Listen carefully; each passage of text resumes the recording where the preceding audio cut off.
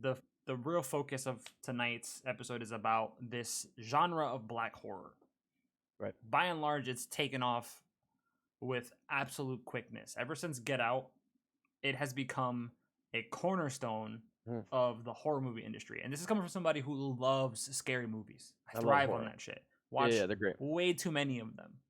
The good ones, the bad ones, all of them.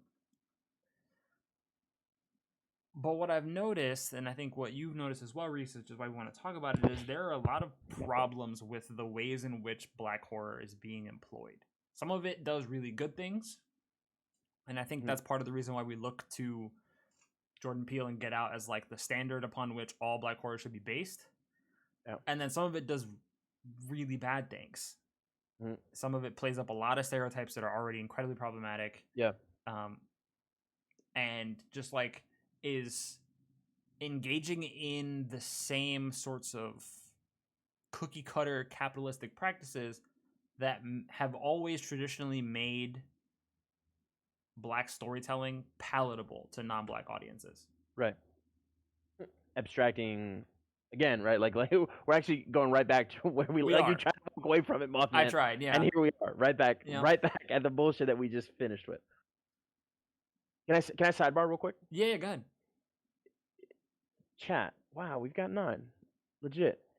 To any of my kids who are in here, all of this is fair game for the Get Out paper. All of it. All of it. So this might give you a leg up. Just saying. Proceed, Mothman. Well played. I mean, you know. So gotta let them know. Get Out, I've seen many times. It's been a hot minute since I've seen it. I was gonna rewatch it, but I wanted to watch some of the newer movies. I didn't get to see Antebellum, but I did watch Black Box and Bad Hair, which I haven't seen. So this will be in Bad Hair explicitly. Yeah, I pulled this right out of the movie. In talking about a kind of like nursery rhyme book, it's all about slave lore. That tells like the stories of the enslaved peoples and some of the folklore they used to use to pass the time and talk about their history and tradition. And explaining its purpose, one of the characters says and asks, how do you subjugate a people? And it like that question really struck me. And I couldn't catch the whole explanation without like pausing the movie and writing it all down. And the quotes aren't up yet because the movie literally came out on Friday. But I have it in the notes here as an overarching question because it feels like something that comes up in all of these movies. I feel like the underlying question is, how do you subjugate people? Specifically, non-white people. How do you entrench them in inferiority? That is like the common thread. And that, I think, is one of the powerful things that black horror does. 100%. That's one of the places where it's doing the best work by saying, let me try to paint you a picture of how this process operates within the confines of an hour and 30 minutes to 2 hours. So you can get a glimpse of what this process has been like historically. I think it was just today that Prince Harry like did an interview and admitted that he had no concept of what it was like to be a black person until he spent one day seeing the world from Meghan Markle's eyes. And he's a whole dickhead for that. I haven't seen the interview, but I was like, of course, dude. Like, are you surprised? Haven't you seen how your family has treated her since jump? But I leave that question to you to talk about however you please. Like this notion of all these movies asking this question: how do you subjugate a people? And I guess the sub question, the follow up to it, if you want to engage with it, is: are these movies doing that work? Are some of them? Yeah, some of them also doing the work. Yeah. So I think the first question I think is easier for me to take on in a less contestable way. I've long maintained this. We've nodded and allured to doing this episode, and we've given praise to Get Out on multiple occasions. One of the essay prompts for the Get Out project that I do asks, what makes Get Out horrifying? What makes Get Out horrifying? when we have like I love supernatural horror, right? I love like the demonic possession shit. Like it totally presses all the Catholic buttons, whatever trauma I've got lingering from that. Wait, Um, quick, unrelated sidebar. Is that why you don't like The Strangers? what? Because Because it isn't supernatural horror, so it doesn't like pique that interest. It's an entirely no, different vein. no, no, no, no. I don't like it because it's the same reason I don't like The Joker. It's a film that thinks it's smarter than it is, I see. Okay. and I'm just Continue. like, yeah. Like I what I see. we like. Look, if you pulled up when the world unends itself, I love this question about supernatural. That show is fire. If you hold up, wait a minute. Now you're out of pocket. Don't make me get Hoagie to defend me. That show is This is fire. I bullshit. love that show. It got Hold bad up. after season Let me 5. finish my thought. Let me finish my thought. If you pulled up and you were like, let's watch The Strangers, required off rip are cheesesteaks and beers. Like it's not a no. It's that like if I'm looking to watch a good horror movie, it's not going to be the one that I pick. Mm-hmm. I would watch it with company, but it's not going to be the one that I pick. Now, this question, do I like the show Supernatural? In my head canon, the show ends at season 5. Yeah, it does. Everything else is fan extra. fiction. Right. Everything else is fan fiction. The show ends in season 5. That's it.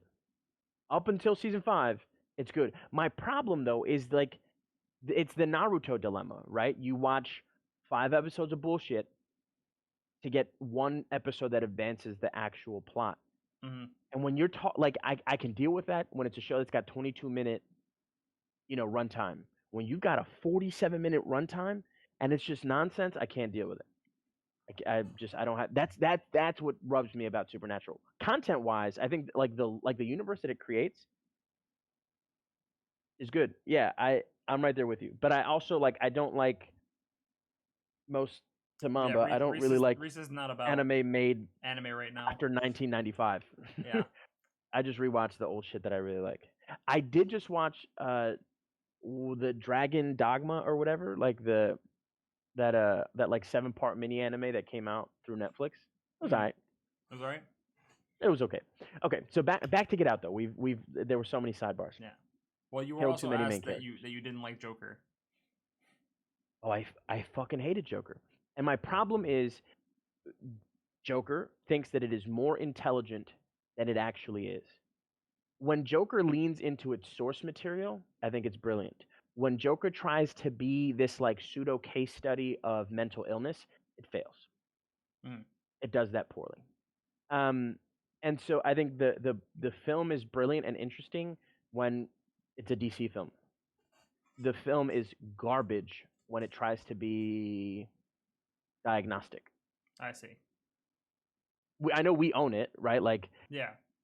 I went to the theaters to watch it, was pissed.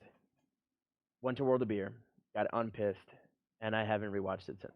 I mean, I watched it at home, and I don't think the story was good, like the way it was told.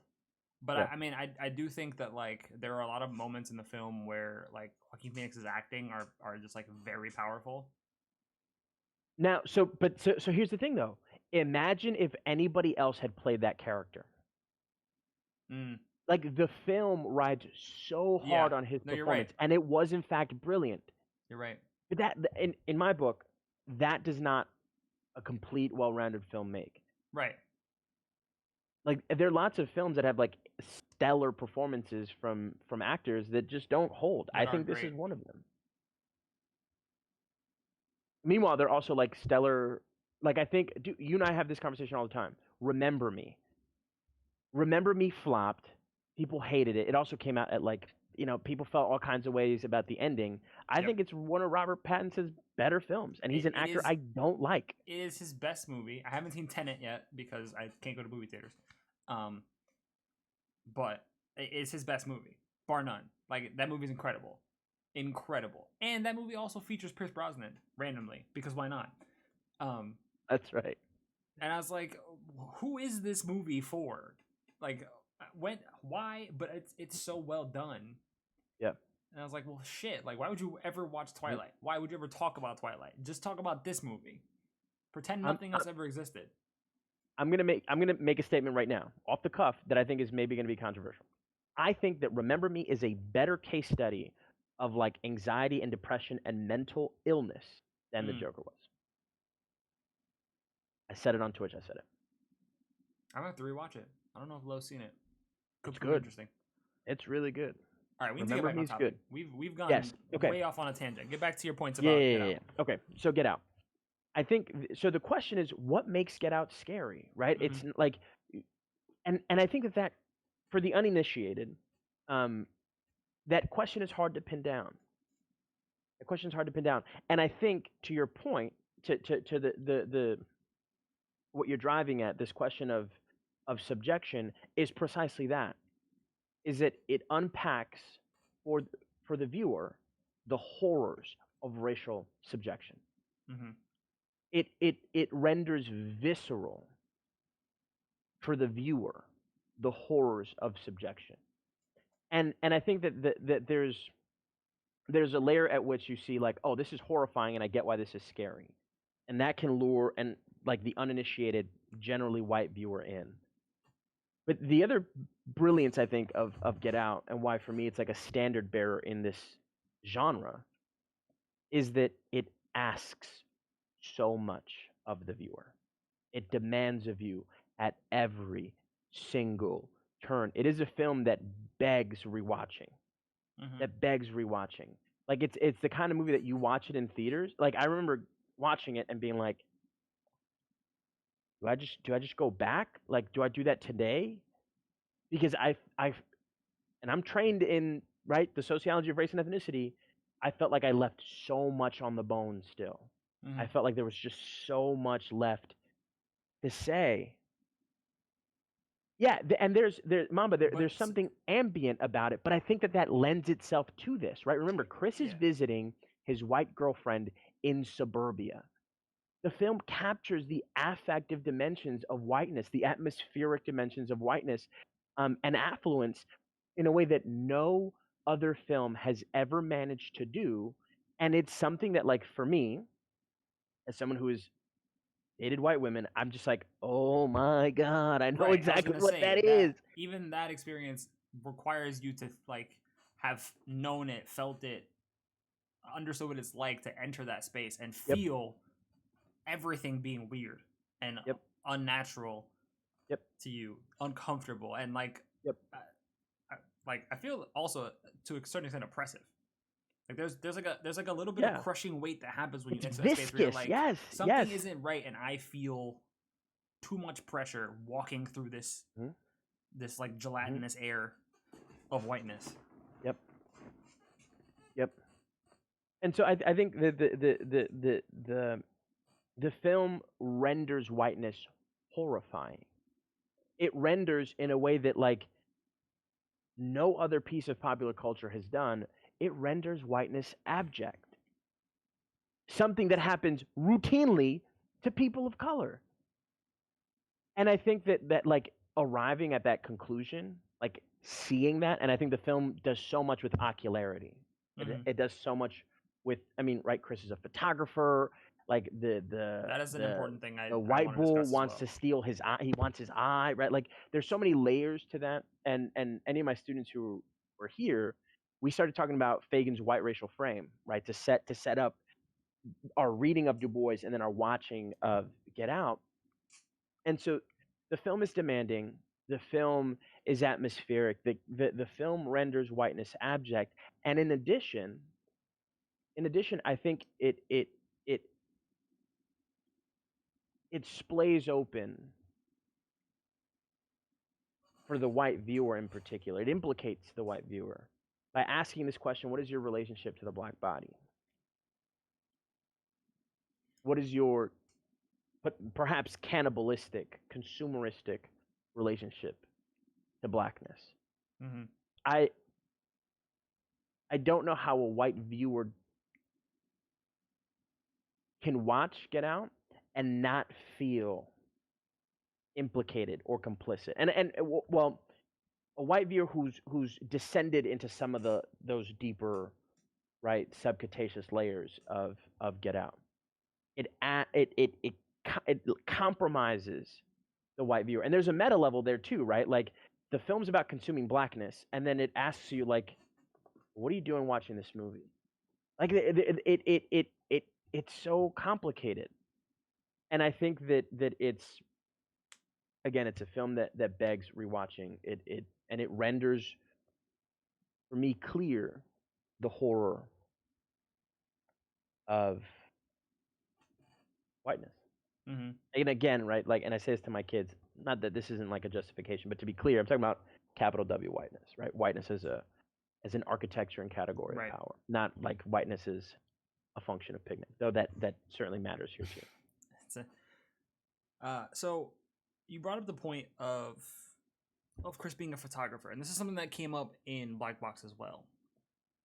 That the lead in that film, and it was produced by the same producers of Get Out, exact same production, happening behind the scenes, and so there were a lot of parallels, I think, in the storytelling and maybe the overarching theme of the film. But this idea of painting both black male leads as photographers, one of whom, when he's being sort of shopped around, people are interested in his eyes because they see that as a valuable asset, to purchase. With Black Box, the male lead actually suffers a head trauma and loses his ability to take pictures as well as he could. He worked for like a magazine, and it immediately struck me, and I put it in my notes, that there's this theme of seeing the world through the eyes of a black person, and it immediately felt Du Boisian to me off rip. I'm like, there's so much about being able to see the world through that perspective that the movie is trying to do inherently as a black film telling this story, but I think is also being made manifest within the main characters as well. Yeah.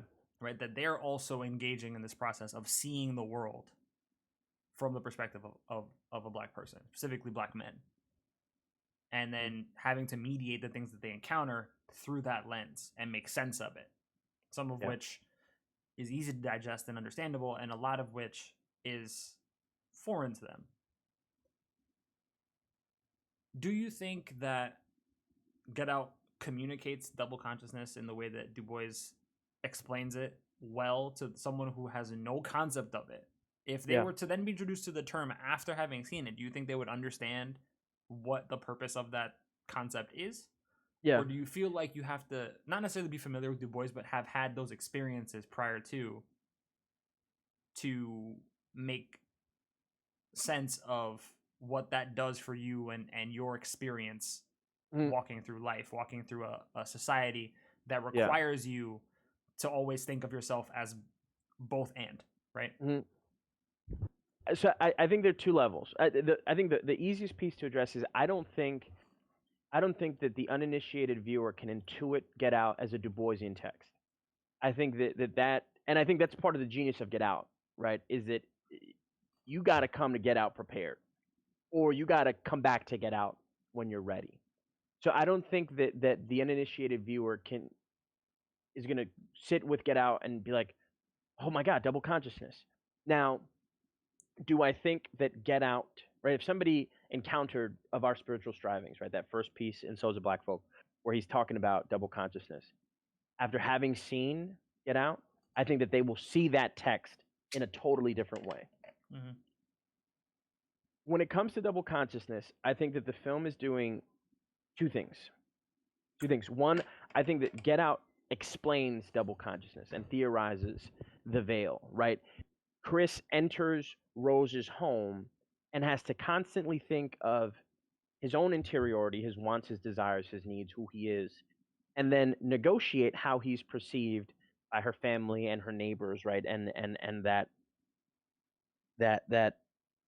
double consciousness, right? That dual taxing, cognitive taxing of having to constantly negotiate your perception of yourself and how you're being perceived by others, because for Black people, we are held to account for how that perception becomes reality. If we take Du Boisian thought down the like George Yancey branch.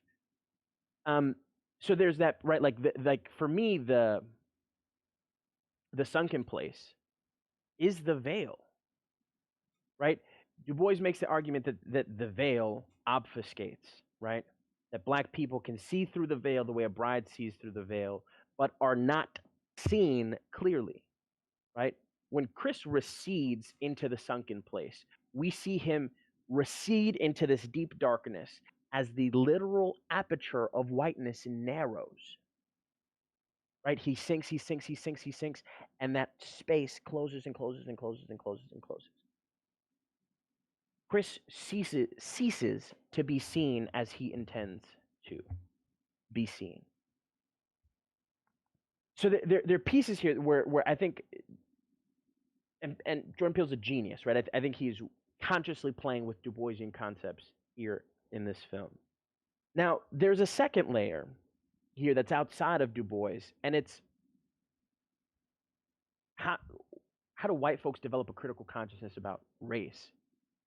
Because there's some folks that have argued, using Du Bois, that the inroad for a robust, long-lasting anti-racism is for white folks to develop a white double consciousness, where they feel like they are accountable to the perceptions of the people of color in their lives, in their community, in the country, and are constantly engaging in the cognitive labor of not just thinking about their own interiority and who they are within their own minds and within their own individuality, but how their behaviors and actions and engagement with the world are then perceived by the people of color in their lives. And I think at a meta level, what Get Out accomplishes is in problematizing for the astute white viewer their engagement with the film itself,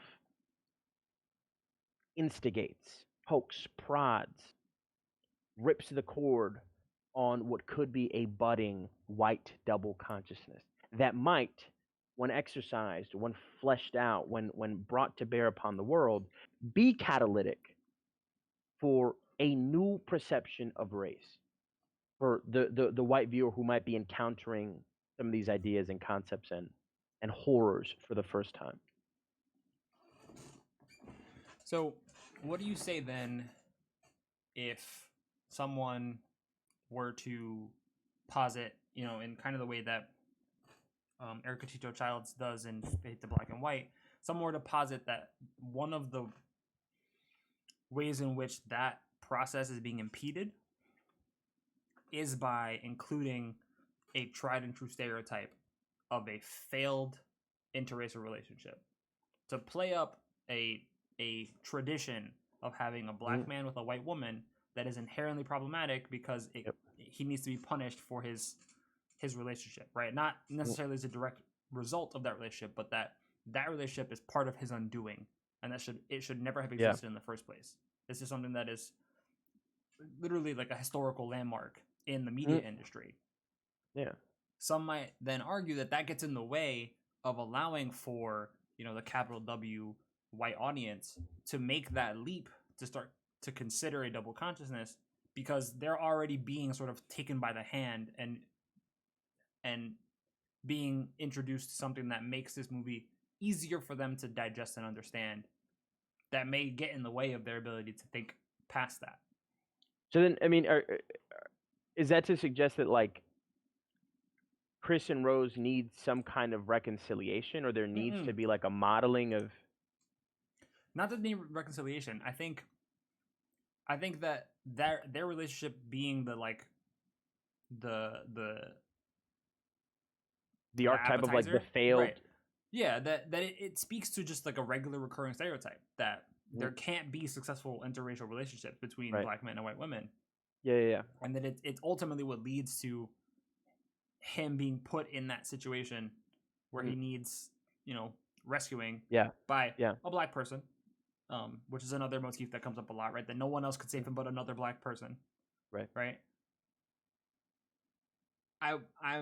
I'm wondering if it's problematic that stereotype is in there, knowing that it's useful to make the movie appeal more to a white audience. Like, will a white audience be able to get past that stereotype? Because that's something that lured them in the first place, and start to break down some of the stuff that's underneath it. Mhm. I don't know. I don't know. I'll say, and this is maybe like me being like a Get Out apologist because I'm so like hung up. Like I don't think. Well, okay. Let me not be a Get Out apologist. I do think that Peele under theorizes interracial intimacy, like sexual intimacy. I think that it's outside of just like we take it as a given that they're dating, but outside of that, like the complexities or potential richness of those dynamics just don't play out. Rose really ultimately is just like the lure. The horror lies more ambiently in the home and the family and the community. Um, Now that said, I don't think that that's what Peele set out to do in the first place. I don't think Peele is setting out to critique interracial intimacy as such. So it's like not a space where I get caught up in the film. Mm-hmm. But I buy the critique though, right? Like, Well, because I agree. I don't think saying he that. set out to critique interracial relationships either. I Mhm. I just worry that like him understanding that it needs to reach farther, right? Even in just the dual endings, knowing that he had to make some compromises to get the movie to appeal to a broader audience than Yeah. just non-white folk, Mhm. right? Like, were there some concessions made that may hinder people's ability to digest the Sure. movie at its core? Yeah, Because even and with it the also makes relationships that like succeed, right? With I keep cutting out, but I keep thinking like of no, it's stuff. fine. Even with the relationship, like the ones that you see, right, with his friend who has already been colonized, for lack of a better word, right? Mhm. The only reason that relationship is allowed to kind of thrive is because there is a white man inside that body. Mhm. So you get to operate under the premise that it's not an actual interracial relationship. Yeah, There's just a veneer covering up yeah, a perfectly functional relationship in society as far as everyone yeah, else is concerned. yeah. And this also makes me think of. I mean, frankly, it makes me think of like adding a prompt to this assignment because I wonder what's the name of Chris's best friend Oh God, in the film. I'm just gonna look it up I don't even remember. because I remember the actor's name. I don't remember his name it's just gonna in the fucking drive me movie. crazy. Um, so right, like he's a black guy who's like literally like, yo, bro, I told you not to go to some weird ass white people's houses. Yep. Like, and that's literally the last night. He's like, what did I tell you? And then the other piece too, what's interesting is, and I can't quite remember like well at the end, right? He like rescues Chris, and he's like, we're the motherfucking TSA. That's what we do. And I think that there's like more to that, to like him being a TSA agent than meets Rod, the the eye. motherfucking TSA agent. Yes. and I have yet to kind of settle on what Peele is driving at. But let me look up the Get Out cast. Um, I keep my phone keeps fuck. I keep fat fingering the O. I keep writing Get Per as opposed to Get Out. Nice. I need a bigger phone. I need a bigger phone. He said. Dude, I have like mittens. Roddy. Yeah. Rod. What if Rod were a white guy? Because so and here's why, right? I think like even if we have a positive, reconciled interracial intimacy between a black man and a white woman, in some ways it still leans into the stereotype anyway, Mm-hmm. right? Because that's the only conception of interracial intimacy that we basically ever talk about in any Yep. meaningful way, right? Like how many depictions do we have of the inverse, right? Of and this is of course like owning that this is like a total cis het model, right? Yep. But how many depictions do we have of black woman, white man that isn't rapacious? Mm-hmm. Very, very, very few. Very few, right? And so I think this makes me think like Rod the mother loving DSH. What if we theorized a different kind of interracial intimacy, right? One that's not romantic, but one that's fraternal.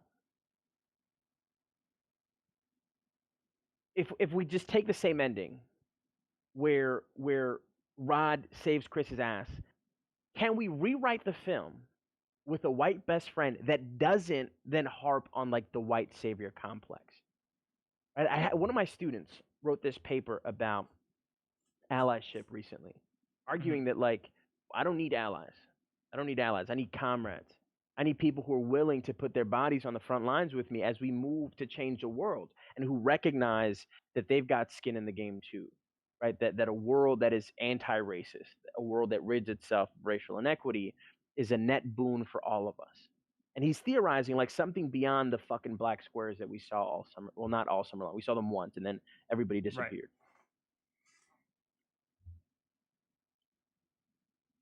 What would that character be, and how would that sequence of him saving Chris play out in a way that does not press on the white savior complex? Or is there no way, right? Can we not have a depiction of the white best friend coming in clutch that doesn't, right? Is that so ingrained in like the popular culture consciousness that we can't even like wade into those waters without totally just reiterating the white man's burden? Because I think part of the critique that you're making is about like yes, we can critique the horrors of whiteness. We can critique the horrors of whiteness, but we then also need to envision camaraderie across racial lines, and we don't have that. Like I'm really struggling to think of like contemporary pop culture examples that feel like meaningful and salient. None. That don't play on like the buddy comedy trope of like white lead bumbling black friend. None. Wait. There's one. I have no idea what it is. Oh, okay. That's the one. Maybe. Yeah, maybe. That and I haven't rewatched. It maybe. But the relationship between JD and Turk, that's like a prototypical bromance. One where it doesn't play on the buddy comedy trope where the black character is Robin to the white character's Batman. I mean, but in some ways it is, right? Because the story, like the film, is still told from the vantage point of this white character. Yep. I don't know. And that's why I made a point to note that in Black Box and in Get Out, that the only person that comes to the rescue happens to be another black person. Right. Like as we if can to only say, save ourselves. That we can only save ourselves, and like we got to do away with this white man's burden bullshit. Like we need to put it in the past and understand that there is the possibility of coming together as a group and uplifting each other, rather than like the historic ingrained idea of competition that has felt like a major focal point for like colonization, right? And the rewriting of ideology. This is maybe a sidebar, but it's interesting that's sort of like a place of arrival of like we can only save ourselves, because so much of like the identitarian zeitgeist for anti-racism, and I put it in scare quotes literally, I'm not like fuck this brand of work that passes for anti-racism, but there's this like, well, racism is white folks' problem, right? And so we lay the burden of this work at the feet of white people. And there's a part of it where it's like, hey, white folks, like, welcome to the confab. We've been here for a grip. Time for you to like do your fair share. That I get. But this whole like, I'm just gonna lay this issue at your feet, figure it the fuck out, feels to me like totally antithetical to my own politics. Like I'm not. It's like racism by other means, right? Like I lay at your feet my freedom. Those are not my politics at all. Like I just cannot get behind that. So it's interesting that these films push this like hint towards this concept, like only we can save ourselves. But in like the popular consciousness around these issues, there's very much like a vocal prolific stream that says no, this is white folks' problem and they need to figure it out. So this actually ties into questions that had to do with my initial point about the interracial relationship and how it sort of feels like a smoothing over of things to try and like get other people on board with the movie and what's being articulated. I wanted to ask you whether it makes a difference that it's a white person or a black person that's subjecting your protagonist to, you know, the sort of like penultimate subjugation, right? Whether it be the sunken place or in Black Box, you know, putting on the VR headset that puts him in a similar thing to the sunken place, essentially, by making him have to like experience something very introspective about his own life and interrogate his past and things. And then the follow-up question to that, so is there a difference that matters if it's a white person or a black person that's doing the subjugating? At its core, is like just the ideology of subjugation problematic?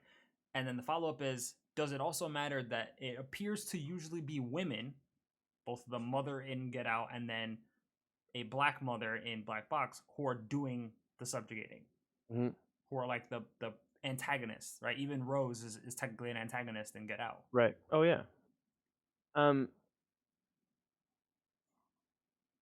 The second question I need to percolate on.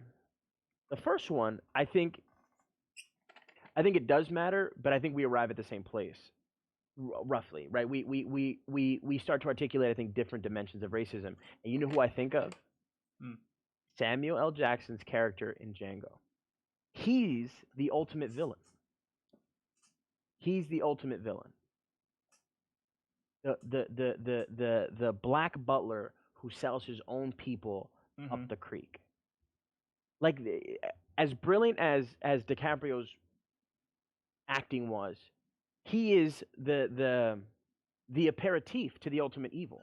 Yep. Right? He's the mini boss before the final boss encounter. Right? What's his name? Candy, right? Something fucking ridiculous, like DiCaprio's character, right? Yeah. He's dead and gone when Django then has his final showdown with I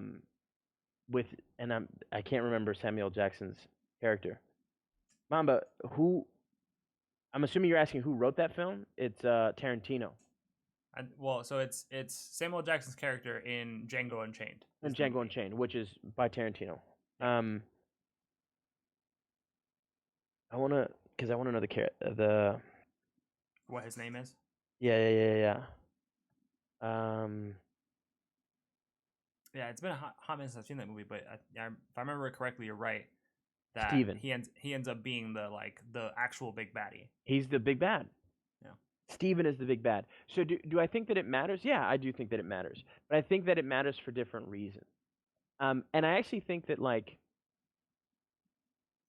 that elucidating the way we can be complicit in not just in our own oppression, but in the oppression of other groups of color, is in a moment where we're stuck in this black-white binary. And I know we're complicit in it too, right? Because of the material that's at hand. We fail to recognize too often that we can totally be complicit in the racism experienced by other groups of color.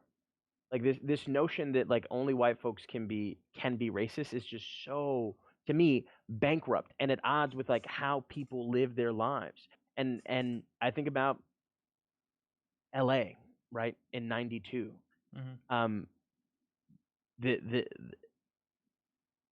So much of what doesn't get said in that is the tension between Korean and black communities in Los Angeles. Too little is said about, right? We get stuck on Rodney King, police brutality, which important stuff. But we have said far less about the community dynamics that led to that tension, and to what some people call rioting, other people call a rebellion, whatever. I'm not here to police that language. But so the second question about gender and antagonism, I don't know, dog. Do I think that gender matters? For sure, because there's there's something insidious in turning the maternal into evil, right? We think of the maternal as nurturing, warm, comforting, and to subvert that, to undermine that, like presses all of these like cultural buttons, at least in the American context. But I don't like you're catching me unawares. I hadn't really thought that deep about it. Well, I'm both glad and sad because like it's something that struck me, just realizing that in three of the movies that I wanted to cover, women end up being the antagonist of the story. Yeah. That's very odd. And why? Like, what purpose does it serve to put them in that position? Right, especially when, by and large, with the exception of I think Antebellum and Black and Bad Hair, like it's usually, well, I guess we're split half and half, where black male lead versus black female lead. And I don't know, I haven't seen Antebellum, so I don't know who the big bad is, but like, Antebellum sucked. Fucking hate that movie. That it's pretty shit that in three of the four movies, at least from what I know, there is a woman who is in the position to hinder the hero's progress or whatever it's going to be, right? So it felt interesting to think about. Yeah. And I think to Mama's question here about whether or not the family was genuinely racist or if they were just overly fascinated with black people and culture, maybe the use of women as the antagonist has to do with that stereotype of a fascination with blackness, right? With this like over stereotype sexualization, exoticization of black bodies, right? And I put in my notes, right, that there's each of these movies seems to play up a very important point of the interchangeability of all black bodies. That like you could swap them shits out like they're Hot Wheels, and it doesn't matter, right? None of them are unique in any way, shape, or form, right? That they serve the same purpose with minor variations, and that what their inherent value is to be colonized in some way, shape, and form. It goes for the corporeal beings of black folk, and it goes for the cultural artifacts of them too, right? That anything that they are and can be and can give to society is worth taking over with no concern for them as an actual person or entity. Yeah. Do I mean the Snow Bunny stuff? Kind of. Not necessarily the Snow Bunny thing every time, but sort of. To this question that Mom was posing about like genuine racism as opposed to like a fascination, I think the distinction is meaningless, actually. To phrase it, and I mean this respectfully, Mom, but like to phrase it as like genuine racism seems to suggest that there's this kind of like essentialist racism, that there's this like, when we peel away layers, we can find or not find this like racist core in somebody. And I think that and oftentimes when we mean like genuine racism, we mean like cross-burning like racism, premeditated racism, right? Like racial epithet racism, like Nazi salute racism, racism that's obvious, that's self-evident, that's hateful. And I've said this in a multitude of classes, that hate is actually, I think, the most narrow aperture by which to make sense of racism, because so little of it is actually about hate. Right? Like, no one's ever burned a cross on my yard, mostly because I'm a kid from the ghetto who never had a yard in which you could burn a cross. But similarly, right? Like, couldn't tell you the last time somebody had the audacity to call me the N-word in my face or a spick, right? Like, it just, it doesn't happen to me. Not that it doesn't happen, it just doesn't happen to me. That actually, I find that so much of the racism that I encountered in college was not about hate, it was about titillation. It was actually about joy and enjoyment. I think about all of the theme parties, the racist theme parties that led to so much protest, right? And it's fitting that we're doing this like on the, heading into Halloween, because if there's one piece of advice that I give all of my students of color as they go off to college, is Halloween's gonna fucking suck, and there's not gonna be a whole lot that your college is gonna do about it. And dollars to donuts, I get that text from at least one kid who's like, "This is trash." And what you see at those parties when the pictures invariably surface is not Nazi salutes or white supremacist regalia. you see beaming, smiling faces. You see copious amounts of bush and natty light. Maybe there's an ice luge if you're super fancy with it. You see joy. Yep. I think about, and we've got a handful of my students here.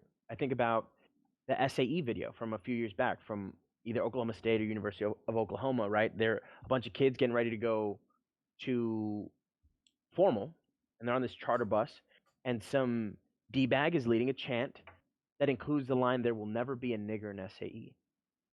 And they're no burning crosses. They're no Nazi salutes. There are no Aryan Brotherhood tattoos. There are beaming, smiling faces. So to bring it back to Mamba's comment, I think that actually, like, the fascination, right, or what some people take to be just like an admiration. Oh my God, I have an admiration for Black culture, is like actually like a cannibalization of Black culture. This voracious consumption of it, that I think hinges on all kinds of things, but ultimately I think showcases that enjoyment is not at odds with racism. Enjoyment can be constitutive of it. And in fact, that most, like in my life, most of the racism that I have seen and been witness to involves enjoyment. Right? And when these groups, these fraternities and these teams get challenged on it, in dollars to donuts, the first thing you hear is, "We were just having fun." Mm-hmm. Which of course begs the question, wherein lies the fun? Right? Like you threw a Compton cookout party and you're dressed in blackface like a pregnant teenage Black girl. You got tinfoil grills in, and all people are drinking their 40s. Like, tell me exactly where the joy is. Like, pinpoint it. Tell me, because if it's the drunkenness, right? Well, you don't need the costumes. Mm-hmm. So tell me where the fun is. Explain that to me. Right? And invariably, there's that pregnant pause where Bobby, here's the nod to Bobby, struggles to articulate it, because Bobby then has to either deflect or confront the reality, as that the joy lies in playing at the abject, right? In playing in the darkness, like Toni Morrison said. Bobby. Shout out to our guy. Zach says, to be fair, I don't think something like a Nazi salute and enjoyment are necessarily mutually exclusive. I mean, I would agree. I think people who do it certainly enjoy it and relish in it. Right. I totally agree. But what I'm saying is that it's usually devoid. They're not exclusive. Yeah. I totally agree, because you could conceivably have, and honestly, at this point, like, there's nothing about racism that surprises me. I would not be surprised if there's some photos floating around somewhere of some kind of like Holocaust theme party that included all of that regalia, right? But what I bring this up to say that oftentimes these parties are actually devoid of, not that they're irreconcilable, but that they're devoid of the classic symbols that we associate with that hateful form of racism. Unrelated to that, there is no sub button because we're not affiliated yet. We need affiliate status for people to sub. But I appreciate the question, Mama. Thank you. So when I was watching Bad Hair, there's this whole like motif of they're like playing on the late 80s, early 90s imagery of like music television, and the protagonist works at like the one Black TV network. It's like pre-BET basically. It's how they pitch it, and when it sets off, the channel is like basically underfunded, underviewed, and they're like worried about what's going to happen, and so they bring in this white executive to sort of head it up, right? Who's like supposed to be like smart, savvy, but also down with the scene, right? Played by James Van Der Beek, which is even better. And he's like, I spent all summer working at the Apollo, and he's like running through his street cred about why he's fit to run this business. Can I just pause right here? Yeah. If aliens came and you had to explain white people to them, you would just showcase James Van Der Beek. You're right. I would. What a great casting choice. I hope somebody got a bonus for that. Continue. Sorry. Either that, or I'd make them watch one episode of Seventh Heaven. which is a throwback and a half. It predates probably everybody in this chat. Nah. A classic. Wow. And Is it like half that cast incarcerated now? Yeah, I think so. That's wild. Okay, sorry. In helping to rebrand and regrow the channel, the channel's called Culture, and eventually it gets shortened to Cult. And it made me wonder, when the co-opting of blackness happens by white people in white spaces doing things that don't and should not belong to them, taking them and running with them in ways that feel fun to them but fly in the face of the people who are being hurt by it.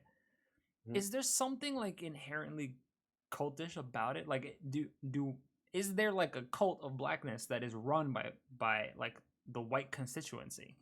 Like, is that what it's been turned into, where it's like they buy into an ideology that helps to obfuscate what's actually happening? Yeah, 100%. Yeah, hell yeah. This makes me think of, have you ever seen Byron Hurt's Beyond Beats and Rhymes? I have not. It is so good. It's so good. And Byron Hurt, filmmaker, Q Dog, out of Northwestern, football player, graduates with a fancy Northwestern degree. Shout out to Renrod. And it's kind of like, I'm dumb and 22. I don't know what I'm trying to do. So he gets picked up by this org that does like gender violence prevention and education. And they're like, listen, you're a guy, there's not a lot of men in this space. You're a jock. You're going to resonate with students who usually, when we give these presentations, tune out. Mm-hmm. This is right. We're talking about like late 90s, early 2000s. Like the film, the content of the film is amazing. The quality has aged like milk. It makes like Mark Hamill look young and salubrious. But so he goes to these schools and is talking to these kids about gender violence. And invariably, in the after hours, after the chat, these boys come up to him and they're like, but what about hip hop? But what about hip hop? But what about hip hop? And he totally he leans into the question and wants to see how deep the rabbit hole goes. And so he starts with this question of like gendered violence in hip hop, that then goes into this question of violence in American culture, that then goes into this question of like patterns of racialized consumption. And what he finds is that there are, and this is for those who took P&J with me, this is our other Bobby. We had Bobby from the frat party. This is Bobby from the Jeep, because they've seen the film, so they might remember. And there's a scene where Byron Hurt is talking to like white who aren't maybe like not hip hop heads, right? Like they're bona fide white folks, right? We recognize that Eminem's place in hip hop is different than like a white frat kid who just throws on, a track at a party, right? But he's talking to these kids in like Missouri, which isn't to say that like there are no black people in Missouri, but like Missouri doesn't have like a black street cred in the way that like the South does. Well, it depends on whether or not you consider Missouri this. Anyway, I'm not even getting into that. Suffice it to say that these white kids in like a cafeteria in at some college, and they make no bones about it. They're like, this is right, and he's talking about hip hop.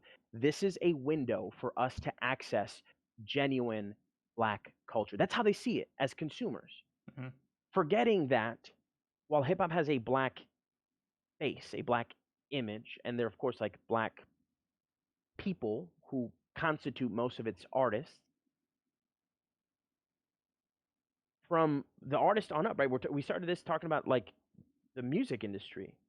It's all white folk, all the execs, right? And it's interesting that this film's about BET, because BET, if it was ever run by black people, has not been run by black people in a very long time.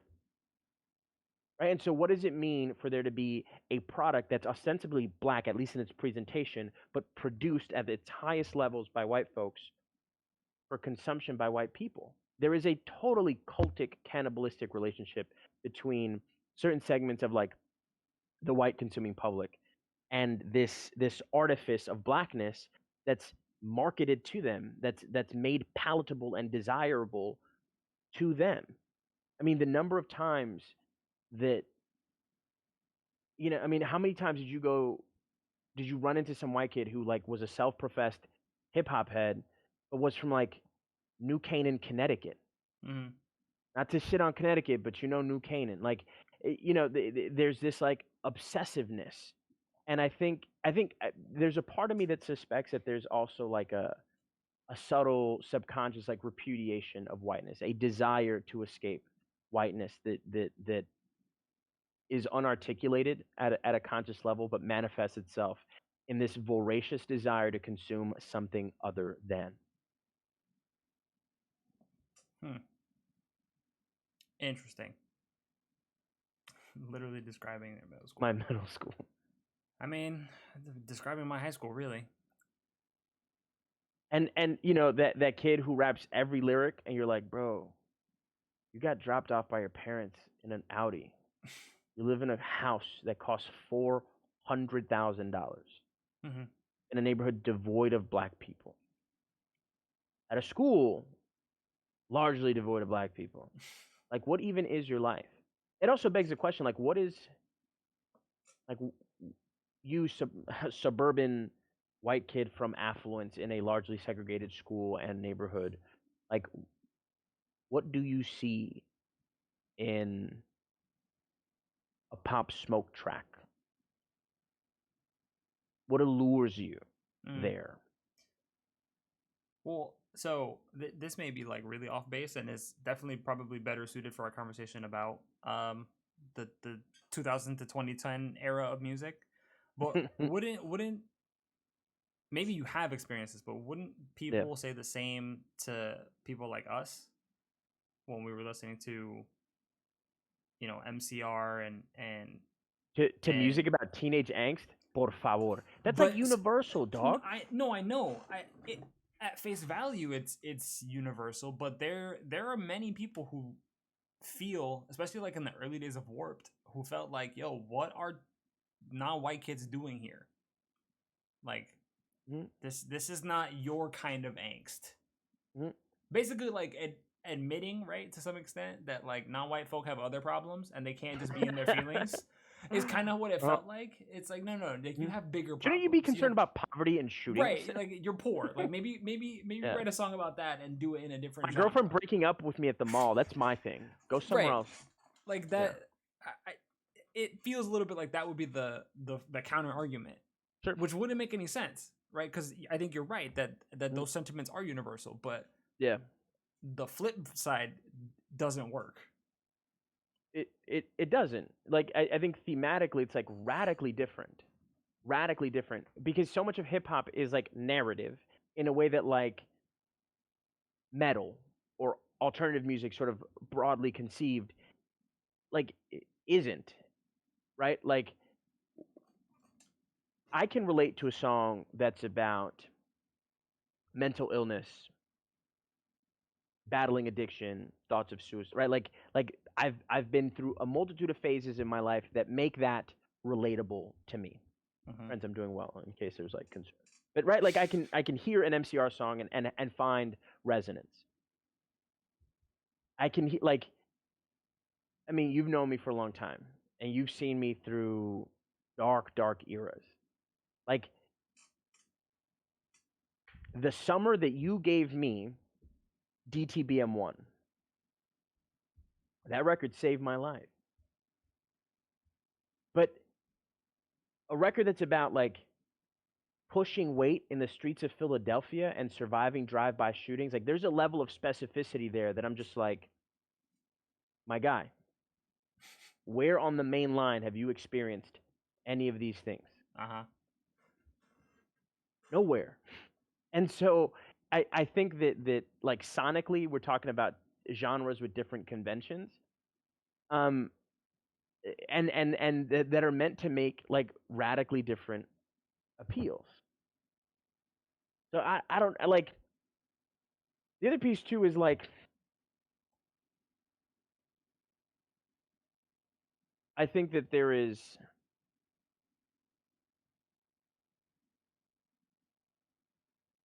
I think that there is like the side eyes that we got at places like Warped were not tied to the content of the music. as much as they were tied to like the explicit whiteness of the space. Mm-hmm.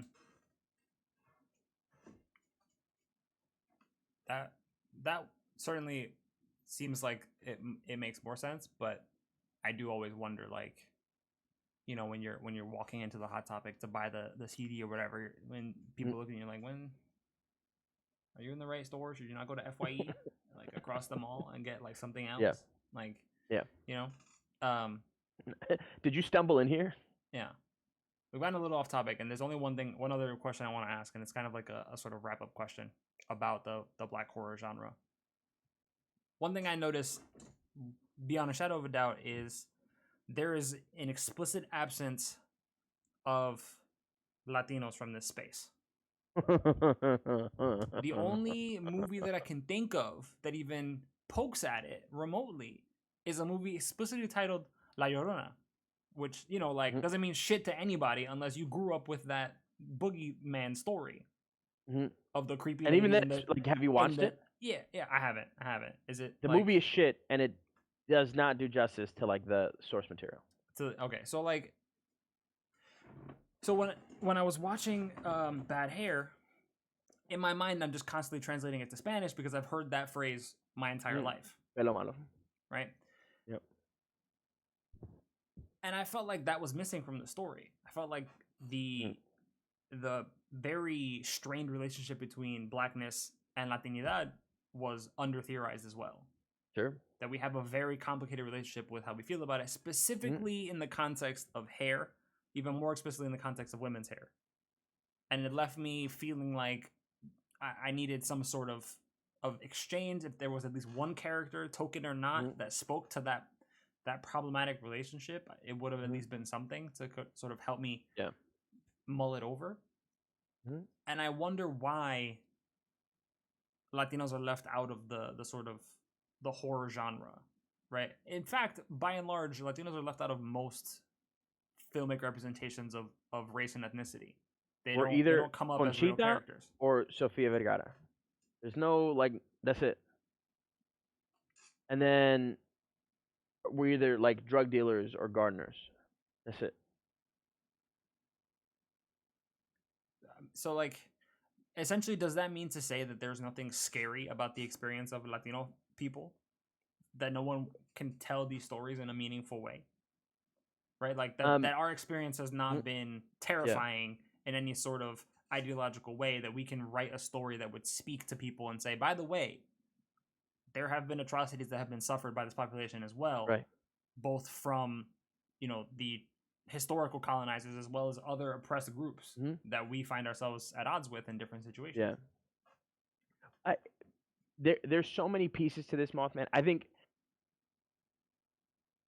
if you and I sat down and started to script out Pelo Malo, a retelling of Bad Hair from the vantage point of Dominicans, what would be horrifying, I'm not trying to put this on like our parents per se, but to like members of our extended family for sure, would be the suggestion that we are Afro-diasporic to begin with. That we are, they'd be like, ese niño está pasado. Yep. You know what I'm saying? Like, I think there would be so much internal shit that we would have to overcome to even have that film be salient to like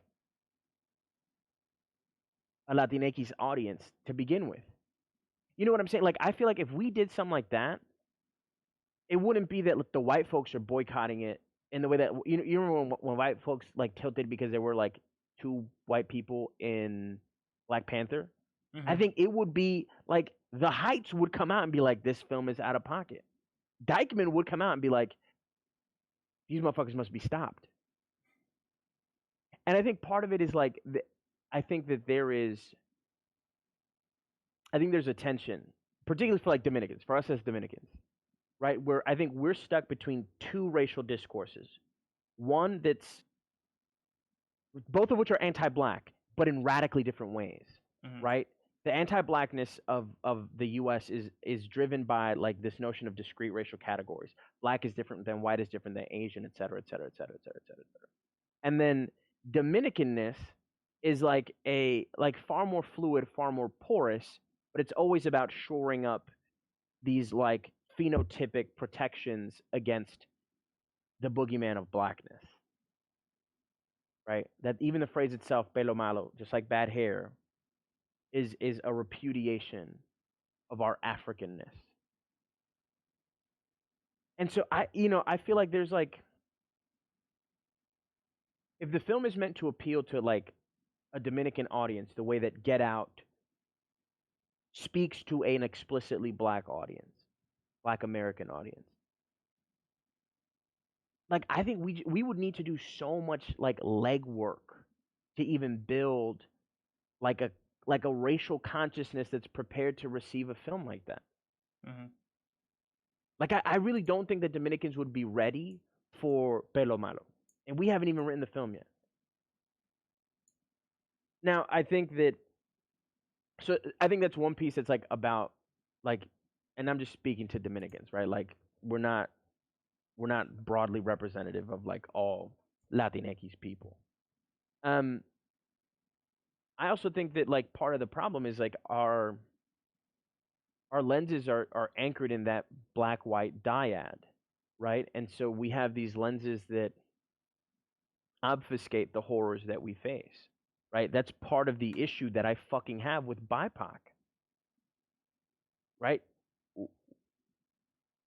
I see myself both in the black part and in the POC part, but it creates this order of operations in my reading of the term.